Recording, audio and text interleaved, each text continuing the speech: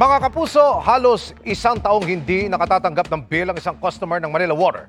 Sa metro rin umano nila, ikinakarga ang konsumo ng kapitbahay. Kaya, inilapit yan ng team ng inyong Kapuso Action Man sa kumpanya.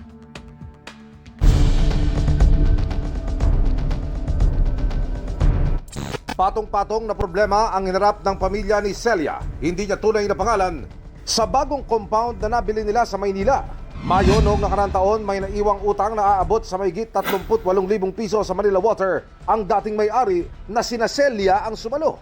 Pero mag-iisang taon na sa bahay, hindi pa rin sila nakakatanggap ng water bill. Kahit nakabitan na sila ng bagong kontador. Pumunta po ako noong August kung bakit wala pa kaming bill. Ang sabi po sa amin, hindi pa daw po nakarehistro yung metro namin. I-rehistro pa daw po nila. Kaya nga po kinukulit din namin sila na babaan na kami ng bill kasi mamaya full pack po yung, ibig sabihin malaki.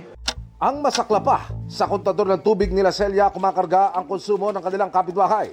Noong December po, ayun na po doon namin nalaman na nakapangalan po yung meter namin sa ibang tao. Naputulan po kami. Yung billing na lumalabas sa kanila kasi wala pa kami bill.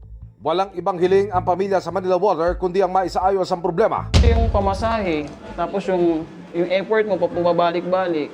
Almost siguro mga 6 times na kami nakabalik-balik from May 2025 until now. Dumulog ang inyong Kapuso Action Man sa Manila Water. Paliwanag nila nagkaroon ng interchange meter information o napagpalit ang impormasyon ng Metro ni Celia at ng kanyang kapitbahay. Ito ang dahilan kung bakit hindi rin sila nakakatanggap ng buwanang water bill. Naitama na raw ang meter information at magkakaroon ng kaukulang billing adjustment sa konsumo nila Celia at ng kanyang kapitbahay. Tiniyak din ng Manila Water na makakatanggap na si Celia ng regular billing statement. Mission accomplished tayo, mga kapuso. Para po sa inyong mga sumbong, pwedeng mag-message sa Kapuso Action Man Facebook page o magtungo sa GMA Action Center sa GMA Network Drive, corner Samar Avenue, Diliman, Quezon City. Dahil sa anumang reklamo, pang-abuso o katiwalian, tiyak, may katapat na aksyon sa inyong Kapuso Action Man.